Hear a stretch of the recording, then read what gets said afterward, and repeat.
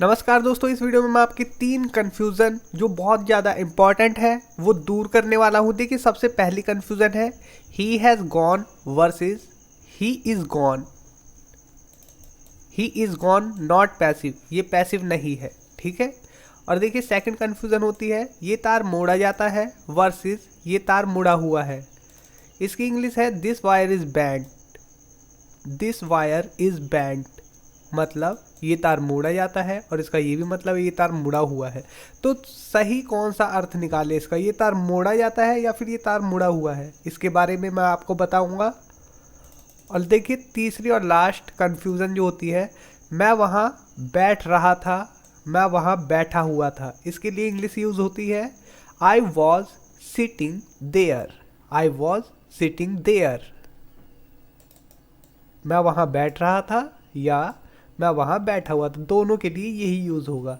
तो ये सभी कन्फ्यूज़न आपकी दूर करूँगा। तो आप लोग देख रहे हैं learn English in Hindi grammar conversation. तो वीडियो को शुरू करते हैं। देखिए, सबसे पहले हम चलते हैं कन्फ्यूज़न नंबर 1 की तरफ। उससे पहले एक एग्जाम्पल देखिए, पत्ते ज़मीन पर गिर जाते हैं, ठीक। सेकंड है पत्ते ज़मीन पर गिरे हुए हैं, और पत्ते ज़मीन पर गिर चुके हैं। तीनों के लिए हम बोल सकते हैं एक ही English sentence, the leaves are fallen on the ground, ठीक है, ये बोल सकते हैं। और देखिए, कंफ्यूजन नंबर 1 जो थी ही has gone versus he is gone, और ही इज गॉन पैसिव नहीं है, तो क्या है, ही हैज़ गॉन वो जा चुका है, प्रेजेंट परफेक्ट है, ठीक है, प्रेजेंट परफेक्ट का टेंस है अभी अभी। ही हैज़ गॉन का हम ले लेते हैं अभी अभी के सेंस में कि अभी अभी जा चुका है। और देखिए, ही इज़ गॉन वो जा चुका है, बेसिक रूल मॉडर्न इंग्लिश, बहुत पहले। ही इज़ गॉन मतलब वो बहुत पहले जा चुका है, ये सेंस भी है। और इसका एक और सेंस है, देखिए, ही इज़ गॉन, गॉन जो है ये एक एडजेक्टिव है, ठीक है, एक विशेषण है। आप सर्च करेंगे गूगल पे आपको मिल जाएगा, ठीक है। ये एक विशेषण है ही इज़ गॉन, जिसका मतलब होता है गया, ठीक है, या जा चुका। तो जब हम बोलते हैं ही इज़ गॉन मतलब वो जा चुका है बहुत पहले, और ही हैज़ गॉन का मतलब होता है वो जा चुका है, मतलब कि वो जहाँ गया है वो वहाँ पहुँचा कि नहीं, लेकिन वो यहाँ से जा चुका है, ठीक है, ये होता है मतलब। जैसे कि मैंने खाना खा लिया है, मैंने खाना खा लिया है का मतलब क्या हुआ, मैंने खाना खा लिया है, तो I have eaten food. I have eaten food, मैंने खाना खा लिया है। अगर मेरे को दोबारा भूख लग गई, अगर मुझे दोबारा भूख लगी, तो मैं कहूँगा आई हैव ईटन फूड, नहीं कहूँगा। मैं कहूँगा आई हैड ईटन फूड, मैंने खाना खा लिया था, लेकिन अब उसका इम्पैक्ट नहीं है, ठीक है।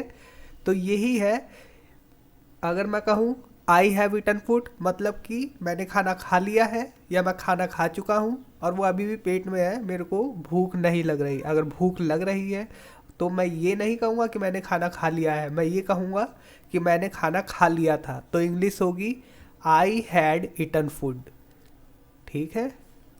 उम्मीद करता हूँ आप लोग समझ रहे हैं। देखिए, he has gone to Delhi और he is gone to Delhi. He has gone to Delhi का मतलब है वो दिल्ली जा चुका है, लेकिन वो पहुंचा कि नहीं ये नहीं पता हमें, ठीक। He is gone to Delhi, वो दिल्ली जा चुका है, मतलब वो दिल्ली के अंदर ही है, समझे। देखिए, इजमार प्लस कुछ शब्द, इजमार के साथ कुछ शब्दों का यूज़ करना चाहिए। किस लिए यूज़ करना चाहिए ये भी बता दूं, कि कुछ काम हो चुका है बहुत पहले, उस सेंस में हम कह सकते हैं gone, melted, lost, insulted, come, arrived, fallen. देखिए, the leaves are falling, the leaves are falling from the tree, ये कंटिन्यूज है, मतलब गिर रहे हैं, पत्ते पेड़ से गिर रहे हैं। The leaves have fallen on the ground from the tree. अभी अभी, मतलब कि पत्ते गिर चुके हैं पेड़ से अभी अभी। The leaves are fallen on the ground from tree. गिर चुके हैं, कब गिर चुके हैं? हमने आर फॉलन, आर के साथ वर्ब की थर्ड फॉर्म जो कि एडजेक्टिव भी हो सकती है, ठीक है, वो यूज़ करते हैं, तो मतलब कि बहुत पहले गिर चुके हैं। The leaves are fallen on the ground by tree. पत्ते पेड़ से गिर जाते हैं, ये पैसिव है। उम्मीद करता हूँ आप लोगों को क्लियर हुआ। देखिए नेक्स्ट, कंफ्यूजन नंबर 2 रहती है, ये तार मोड़ा जाता है वर्सेस है ये तार मुड़ा हुआ है, ठीक है, ये तार मोड़ा जाता है, ये तार मुड़ा हुआ है। This wire is bent depends on conversation. मतलब कि आप किस चीज़ के बारे में बात कर रहे हैं। मान लीजिए आपको कहना यही पड़ेगा दिस वायर इज बेंट, या इज के साथ कुछ भी ऐड, जब वर्ब की थर्ड फॉर्म है ये, ठीक है, मान लीजिए दिस वायर इज बेंट, ये वर्ब की थर्ड फॉर्म है, तो ये पैसिव हो गया, ये तार मोड़ा जाता है। अगर ये एक एडजेक्टिव है, बेंट एक एडजेक्टिव भी है जैसा कि आप लोग जानते हैं, ये तार मुड़ा हुआ है, इसका ये मतलब भी है। लेकिन ये दोनों इंग्लिश एक ही है, तो इसका मतलब सही क्या होगा हिंदी में, ठीक है। तो ये आपके बातों पर डिपेंड करता है कि आप किस बारे में बातचीत करते हैं। मान लीजिए आप एक दुकान पर गए, वहाँ से तार खरीद रहे हैं, उसने आपको तार दिखाया, ठीक है, उसने आपको तार दिखाया और बोला कि ये वाले ठीक है, तो आपने बोला ये तार मुड़ा हुआ है, ठीक है, आपने देखा कि ये तो मुड़ा हुआ है, तो आपने कहा ये तार मुड़ा हुआ है, तो आप कहेंगे दिस वायर इज बेंट। आपका यही ना मतलब हुआ कि ये तार मुड़ा हुआ है। और मान लीजिए एक वायर है, ठीक है, आपका दोस्त आपसे पूछता है कि ये तार मुड़ा हुआ होता है, ये जो तार है, उसने एक तार देखा, वो मुड़ा हुआ था, पड़ा हुआ था, ठीक है, तो उसने बोला कि ये तार मुड़ा हुआ होता है, तो आपने कहा नहीं, दिस वायर इज बेंट, ये तार मोड़ा जाता है। तो समझ गए, आपकी बातचीत पर निर्भर करता है कि आप बोलेंगे तो यही, लेकिन सेंस अलग होगा, सेंस को समझिए, ठीक है। स्ट्रक्चर देखिए, is am are was were plus adjective. ध्यान रहे ये वह विशेषण है जो एडजेक्टिव होंगे, जो कि किसी क्रिया से बने होंगे, ऐसा कहा जा रहा है, जो कि एक क्रिया से बने होंगे, लेकिन ऐसा कुछ नहीं है। क्रिया जैसा सेंस आने वाले एडजेक्टिव भी आप इनके साथ यूज़ कर सकते हैं, या फिर अगर जो वैसे एडजेक्टिव है जिनसे क्रिया नहीं होती है, जैसे कि ब्यूटीफुल, तो ब्यूटीफुल जो है, जैसे कि कहते हैं सी इज़ ब्यूटीफुल, तो इसका मतलब वो सुंदर है, ठीक है। और हम कहें सी इज़ गॉन, गॉन लगा दिया तो वो चली गई, समझे, वो चली गई, सी इज़ गॉन, वो चली गई, और सी इज़ ब्यूटीफुल, वो सुंदर है। देखिए आप लोग एग्जाम्पल समझेंगे। दिस वायर इज बेंट वाला मैंने एग्जाम्पल आपको बताया। दिस वायर यहाँ पर वर्ब की थर्ड फॉर्म है, तो प्रेजेंट इंडेफिनिट के पैसिव के अनुसार सब्जेक्ट जो उसका स्ट्रक्चर है वो है is am are plus verb की थर्ड फॉर्म। इस वाक्य का मतलब होना चाहिए ये तार मोड़ा जाता है, लेकिन बेंट एक विशेषण एडजेक्टिव भी है, तो इस वाक्य का मतलब है ये तार मुड़ा हुआ है। देखिए कुछ और एग्जाम्पल आपको समझ में आएगा। स्ट्रक्चर है is am are was were plus adjective. Hindi में क्या आएगा सेंस देखिए, हुआ है, हुई है, हुआ था, हुई थी, गया था, गया था, ठीक है, गया है, गया था। पेंसिल टूटी हुई है, the pencil is broken, pencil टूटी हुई है, द पेंसिल इज ब्रोकन। ये ब्रेक की थर्ड फॉर्म भी है और ये एक एडजेक्टिव भी है। वह बेचैन है, he is restless, he is restless. भिखारी के कपड़े फटे हुए थे, ठीक है, भिखारी के कपड़े फटे हुए थे। The beggars clothes were torn,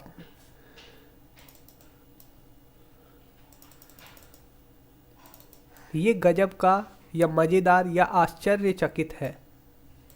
it is amazing, अगर हम कहें इट इज़ शॉकिंग, तो ये गलत हो जाएगा। देखिए मज़ेदार या गजब का हम नहीं कह सकते शॉकिंग में, क्योंकि शॉकिंग से देखिए दुख या भय जाहिर होता है, ये आश्चर्यचकित तो करता है, हैरानी तो करता है, लेकिन ये दुख वाली हैरानी को जाहिर करता है। और जो अमेज होता है, अमेज खुशी वाली हैरानी को जाहिर करता है, आश्चर्यचकित को दर्शाता है, ठीक है, खुशी वाली। देखिए it is an amazing book, ये एक मज़ेदार किताब है, ठीक है। It is an amazing book, तो यहाँ पर अमेजिंग जो है ये वर्ब की फोर्थ फॉर्म भी है, मतलब कि आईएनजी फॉर्म भी है। अमेज जो है वो एक वर्ब है और उसकी आईएनजी फॉर्म है अमेजिंग, तो इसका ये थोड़ी ना मतलब है यहाँ पर it is an amazing book तो ये किताब मज़ेदार हो रही है, ये थोड़ी ना मतलब हो सकता है। इसका मतलब है it is an amazing book, ये किताब मज़ेदार है, आश्चर्यचकित है, ठीक है।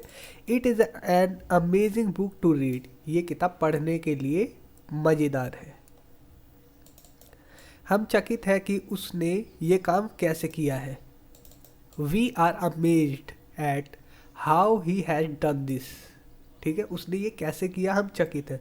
तो यहाँ पर देखिए हमने अमेज्ड का यूज़ किया और आर के साथ हमने, आपको क्या लगता है वर्ब की थर्ड फॉर्म लगा दी? नहीं, ये है एडजेक्टिव विशेषण, ठीक है, ये भी विशेषण है और अमेजिंग भी विशेषण है, और ठीक है, और इसके साथ हमने एट का यूज़ किया, अमेज्ड के साथ एट का यूज़ किया, जबकि अमेजिंग के साथ हमने कुछ नहीं, डायरेक्ट हमने एक नाउन ले लिया, ठीक है, एक नाउन ले लिया कोई भी, और यहाँ अमेज्ड एट उसके बाद समथिंग है। तो आपको ये भी ध्यान रखना है कि जो ये वर्ब है वो किसी प्रीपोजिशन को फॉलो करता है क्या। अगर करता है तो आप उस प्रीपोजिशन के साथ उस वर्ब को, जो एडजेक्टिव है, जो एडजेक्टिव वर्ब है, मतलब वर्ब से जो एडजेक्टिव बना है उसके सेंटेंसेस बनाइए, उनकी प्रैक्टिस कीजिए, ठीक है।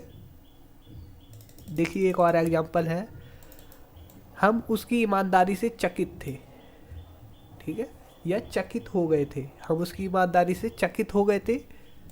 We were amazed by his honesty,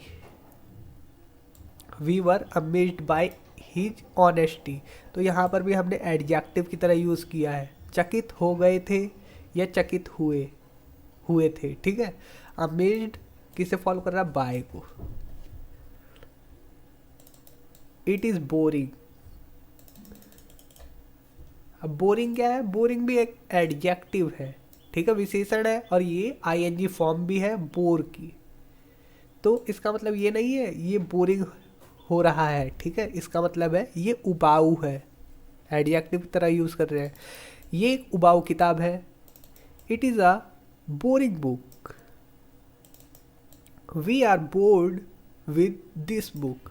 अब देखिए यहाँ पर हमने ईडी वाले एडजेक्टिव को लिया, ईडी वाला, ठीक है, bored, we are bored with this book, हम इस बुक से बोर हो चुके हैं, ठीक है, बोर हो गए हैं, समझे। देखिए एक और एग्जांपल है, हम उसकी बकवास से ऊब चुके हैं।